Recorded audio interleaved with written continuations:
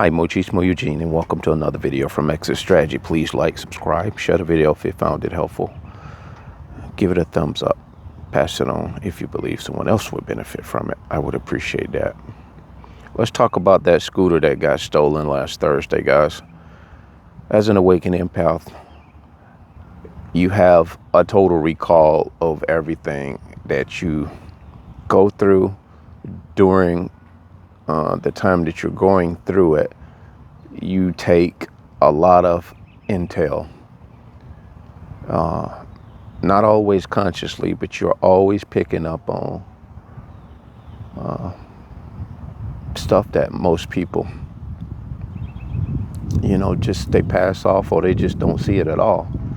And so these things come back to serve you in a beautiful way, because when I left that scooter plugged into an outlet behind this store, which is something I never actually do, is park it in the back of a store. But on this particular occasion, and this is a well-populated area of just patrons walking, the beautiful weather out, which it was last Thursday as well. And just like now, if you look around, you can see people are doing just normal things. They're walking off of walks, jogs, and different things. People just enjoying nature.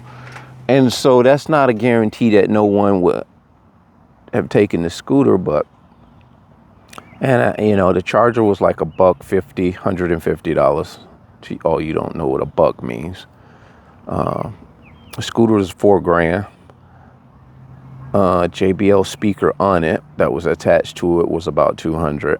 And I had a couple of flashlights / headlights I had zip tied to the handlebars, which were very high-end rechargeable flashlights, and I bought them for that reason. And besides that, they're very bright. You want to be visible when you're out on these things, because people will hit you. I've been hit and ran over and drugged on a scooter a few years ago. I think I talked about that in a video. So on this particular day, it was in the cut. It was in a place that was very discreet, and it had some foliage. It had a few hedges around it. So really no one knew it was back there. And up walks this woman with a kid with her on foot. And the kid, and this is where the total recall comes in at, guys.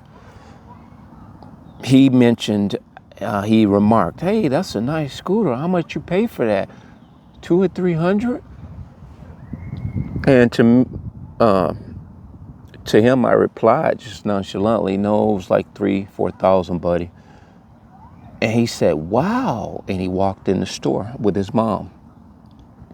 Now that would come back to haunt me, because in mentioning that, and I wasn't saying it, to be braggadocious, it's just, talking to a kid, but I'm here to tell you guys, things that you say and do around, not just people, but if a narcissist hears it, they will capitalize on it.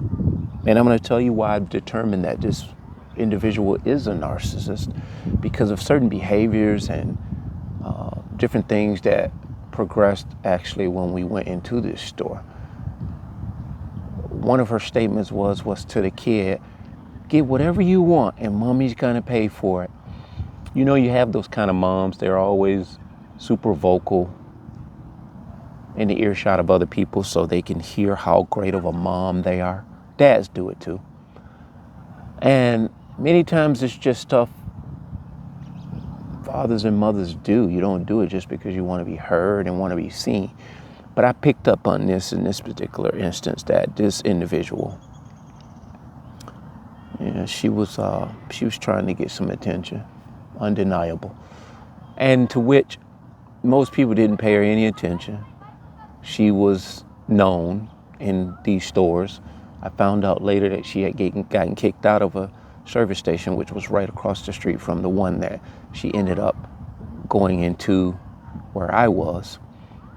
And so she sat in this booth, and she had 2 or 3 book bags with her. Her kid had just gotten out of school, by the way. And the area in which she came from I'm familiar with it. And everyone who knows me, they know this scooter, and I'm the only one in the area that has this particular brand. The scooter will be found, just so you guys know. I'm not mad. I've never been mad. I don't think I've gotten angry at not one time. I'm a little bit disgusted, and I'm very, very agitated because of the fact that I know that this was a narcissist that got me. And so back to the story. She's sitting in this booth. I guess the kid asked for an ice cream. First thing he wants after school, right? And so the guy's getting him the ice cream. And so I guess he sits there and he's eating it, or he's waiting, that is. And he's just up and down. And he goes up and he's talking to this attendant. And this kid, mind you, is about 8, 9, maybe 10 years old. But he's acting like he's 17 or 18. He's, conversing with this adult and asking a lot of invasive questions, invading, questions. So this told me, just casual observing, that mom has groomed this kid to really engage with adults and have conversations almost as though he's an adult. And that's something a lot of our children are doing now. But in this case with this kid, I can tell he was a little bit off, to say the least. So I'm just casually going about my business, no judgment, sitting there in the booth, enjoying me a cup of coffee. And so this individual woman goes out of the store. Pay attention closely, guys. She goes out of the store, and I'm sitting right by the front window of the store in one of these high booths or these high stool type chairs with a back on it, and where it's a seating there for two. So stool on one side and one on the other. And so she specifically positioned herself maybe 5 feet away from me, but only difference is she was outside of the store. And the way that she was moving, the body language told me at that time, I assumed that she was trying to get my attention because she had a short sleeve shirt on, and it's tight. And a lot of times, women will do that. They will try to get a guy's attention by standing in his visual space or off to the side, very close. And so I passed that off as well. And I continued to look down at my phone because, not so much that I wasn't interested in her. That was the least of my concerns. I was just enjoying my coffee and basically just enjoying the solitude. But later on, after about 45 minutes, I walk out the store because I'm thinking, okay, the scooter has probably enough juice to get me, well, more than probably, it has ample amount of power to get me across town back home. Because when it gets very cold out and the temperature drops, lithium batteries, they tend to act very differently. The power goes quickly. When it's nice out, you can pretty much ride it for hours. And so I walk out casually with my helmet, and I go to the back, and the scooter is completely gone. The scooter, the charger, everything on the scooter disappeared in thin air. My stomach sank, and I walked back in the store casually and said, man, somebody took my scooter. And I said it in the direction of this woman. But as I was walking back in, that total recall began to start kicking in, and I start beginning to process. Who knew it was back there? She did. What did you say? You did utter the price of the scooter. What did she do when she was outside of the store? She pretended to be texting on his phone, and she was, however, texting on his phone. It wasn't a pretend. And the way she was positioned, it began to make sense. And by the way, she was smoking on a wrap. I guess you would call it a wrap. I don't know if it had marijuana in it or what. But she was out there for about 15 minutes. And she had half of a cigarette, a wrap. And the whole 15 minutes, she did not finish that cigarette. But I noticed she had her head down and she was texting. but she was kind of not looking at looking at me, but she was kind of looking off in my direction, and she was looking the other way. And all of this I began to process after the fact, that she was looking around and casually observing her surroundings, all the while she was texting someone that the scooter was in the back of the store. All this began to make sense because we began to discover, when I went back in and asked the attendants, were there cameras in the back, and to my amazement, there were no cameras in the back or the side of the building. And this is a brand new store. And I also went up the street and I asked 3 or 4 neighbors, could they check their surveillance cameras, because the street runs right by their house, maybe 30 feet away from the street, and to which no cars even were going that way. I think it was one car, but didn't even fit the profile of someone who would have put that scooter in there, because this scooter weighs a lot, and one wouldn't know how to break it down, which is the stem, the handlebar part. You couldn't get it in an average car without the hood being up, and you would have to know not only how to break it down, which it doesn't take tools, you just do a few things, and even knowing how to take it down, it would take you at least a minute or two to do it. And I don't believe whoever took it would waste that kind of time to do that. It was just a take. It was a grab and go. And so, processing all of this, I determined that they took this scooter in a dash. But it was not only a dash, it was premeditated. It was already alerted to them where it was, and and where I was. And so she was standing there in that position to make sure I didn't leave or get up and go back to the back of the store to check for this scooter. So this made a lot of sense when I started doing the total recall. And I have cable locks, to which I often bring with me, and I was going to bring it that day, but I think I just opted against it. And someone would probably say in the comments, that was your fault. Well, that is a no-brainer. It was my negligence. But the principal point of this video is to say not so much the scooter getting taken, because it could have been locked up. And, in many ways, if a narcissist sees something and they become fixated on something that you have and they want it, they will go over and beyond to get it. They are very much takers. They're very much opportunists. They will take your man in the club right in front of your eyes under the disguise of just casual, cordial conversation. They will whisper in your man's ear and say, "You're with her? Sorry for your luck," or something like that. They are very brash. But in this instance, this individual I know alerted and called specific people, or text specific people to come and get the scooter, where it was located and where I was.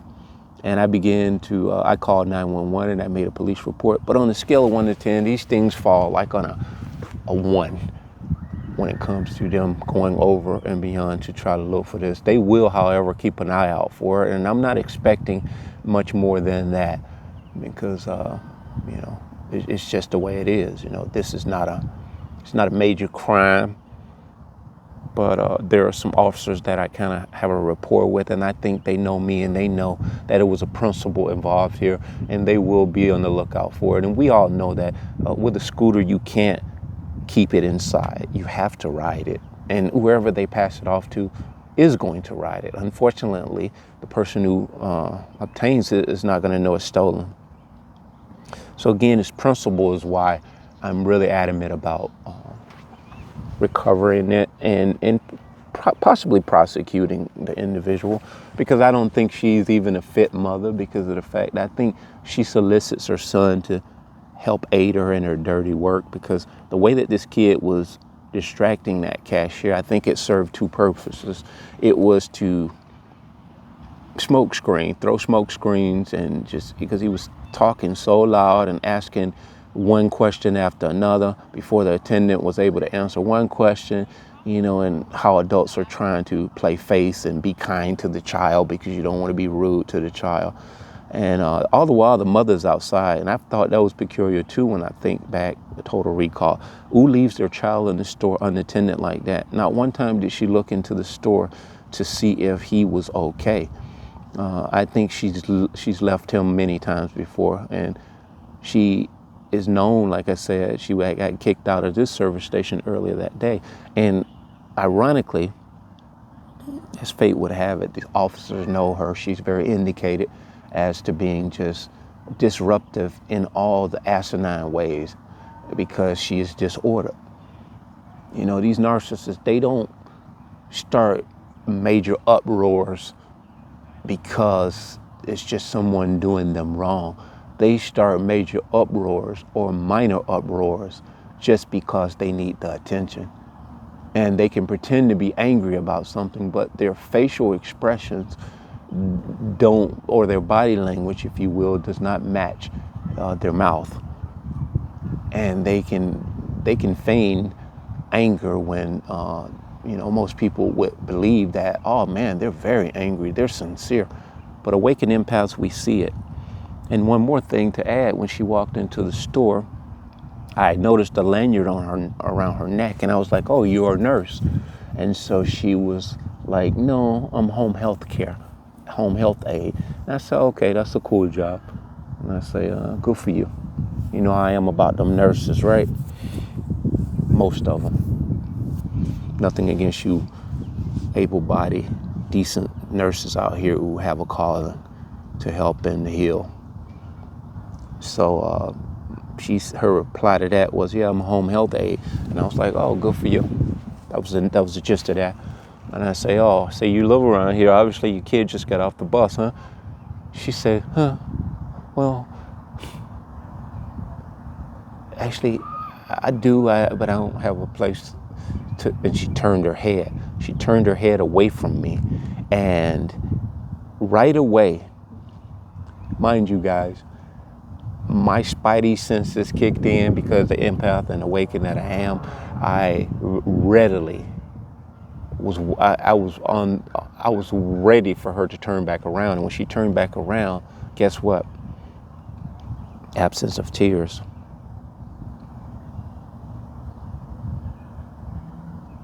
Even before she turned around, I kind of surmised that it was bullshit. She was looking for sympathy. And see, this is why I've arrived at the fact that she was a narcissist and trying to hustle people for money and sympathy. And it's not even about money all the time. Narcissists they hustle people for sympathy because that equals into fuel. It gets their dopamine hit. They walk around town getting dopamine hits. It's almost like when I was addicted to the energy drinks. Fast as I could drink one energy drink and it's gone, I'll stop I found myself stopping at service stations everywhere I went to grab an energy drink. Getting that buzz. And I don't even think it was the buzz that I was chasing, my body was, but I actually was addicted to the taste of them. I could drink one at 12 o'clock at night and go right to sleep. But they began to start coming back to haunt me. My bilirubin had went up and different things like that, which I think I talked about that in a video. But somehow or another, by the grace of God, 3-4 birthdays ago, I gave them up, man, because I felt like, wow, the devil's not going to take me down with energy drinks. I beat the narcissist. The narcissist didn't take me down. I won't allow myself to self-sabotage my life. And so she turned back around, no tears, and I went on and got my coffee and went back and sat down. I did, however, I say, I wish you well, hope the best for you. So I'll say a prayer for you. And I said it just basically stoically. So I'll say a prayer for you. And walked over and sat and drank my coffee. I know now that that was like salt in the wound, because you know why? I didn't give her that sympathy that she was expecting. I didn't give her a handout or a hit or a leg up. See, narcissists don't want your prayers. They don't want you to say, I wish you well. They want you to get sucked into their emotional BS. They're fake emotion. They're fake victim stories.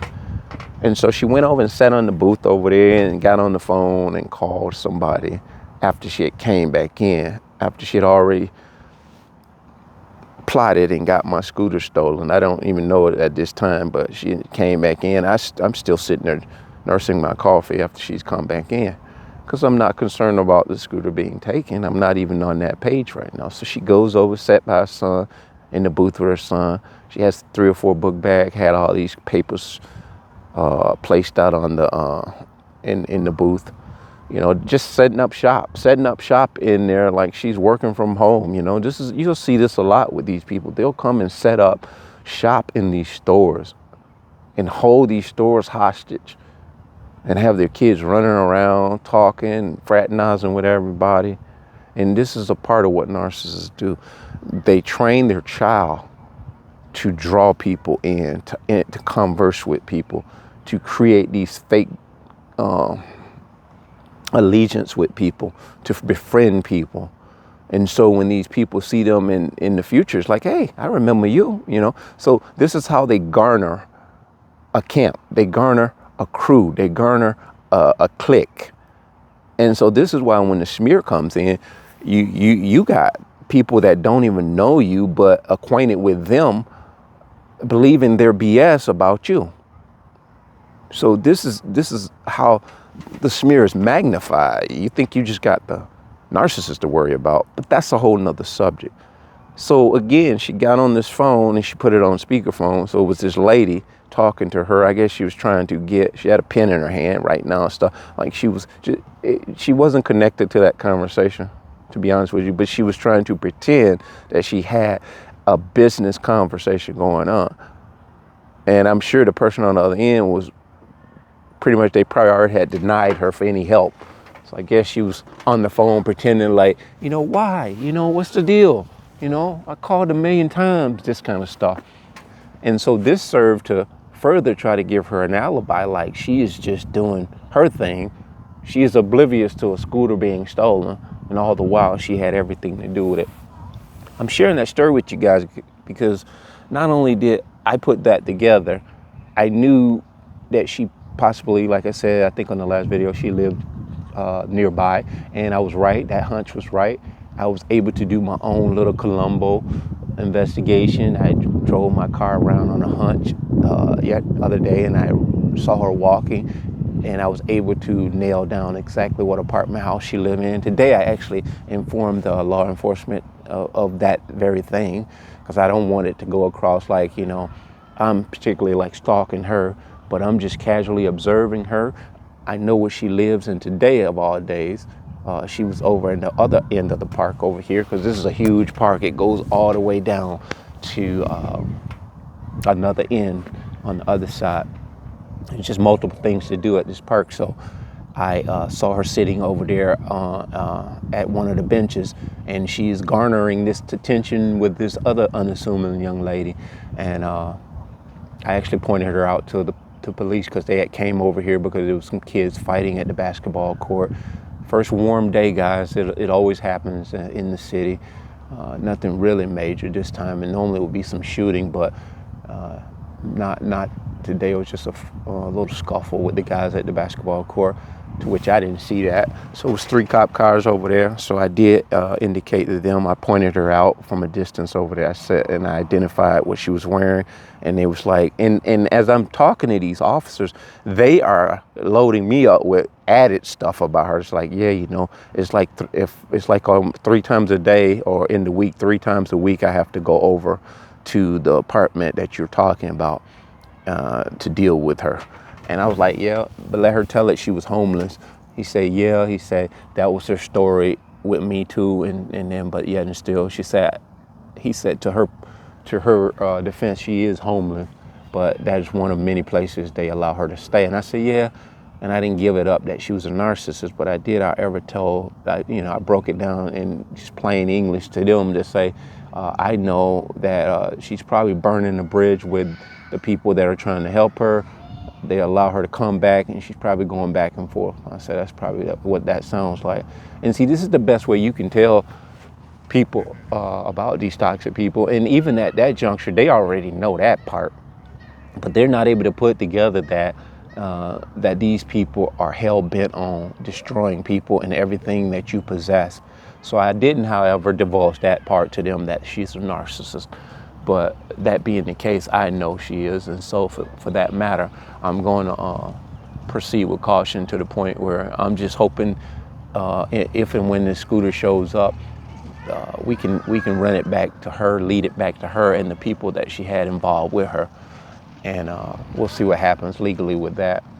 But I'm out of a $4,000 scooter. I said $3,000, but you know, $3,500 tax, $4,000, plus all the stuff that was on the scooter was probably roughly $4,500 more or less. But the value of the scooter is not even the principal point. It's the principle. You know, had that not been a narcissist that took it, it'd still be the same thing. You know, I really don't have a strong stomach for thieves and people who take stuff from, you know, and the way that, you know, she stood there right in front of me in the store, and then afterward, when the cop came, I called the cops. I said, when they come, will you give them your name and make a statement? I had already went on the scheming defense. Unbeknownst to her, I had said that to her to make her a willing party to give her name, because I needed her name to be notated and her phone number, because I'm hoping at some point we can somehow get her phone away from her. And I know that's highly illogical for them to just take her phone just on suspension, and for them to scrub the phone, that's going to be highly unlikely. It's not like it's a murder case. It would be nice if they could scrub somebody's phone like that to see the texts that they made. Because even when you delete stuff, I think you can get the phone scrubbed, but you'd have to call the phone company to do that. And so, you know, all of these are tall orders. So, but it is interesting, guys, me sharing this with you guys. As anybody in the comments has had these more than intuitions, these superpowers as an awakened empath, to be able to, and because this is innately what your abilities are. You can see through walls. You can anticipate what reaction is going to occur based on a set of actions. You can run it back, total recall, and begin to put faces, specific things that happen, like I just pointed out, on and on and on. And it's comforting, because I think all of this stuff combined is what helped me not be angry about it. I slipped and they capitalized on it, so I've accepted that. But I just don't, I'm not here to accept the fact that this was a narcissist doing what they do on a daily. And I don't think I'm the only one. I think the things that they have taken and solicited, or what do you want to call it, alerted third parties to come and take from people, I think this is what they do on a regular basis. I think it's a big scheme, it's a big racket. And this is not the only one in this area doing that. I think it's a big racket. You know, you talk about Nigerian scammers, man, but there is so much scamming going on now, more than ever, because of inflation. And a narcissist won't work for anything. They always will capitalize on other people's weaknesses and opportunities to do stuff like what was done to me. So this is a long video, but I did want to tell you the story about the scooter getting taken. Hey guys, say a prayer for them, that you know, God reckons with that evil, and also say a prayer for me, that I continue to stay in His grace and do the things that I need to do, and don't harbor any hate. But we definitely out here, we're going to make sure we right the wrongs in the way that God equipped us to do that. We won't sit back and be quiet about none of this stuff. That being said, bless.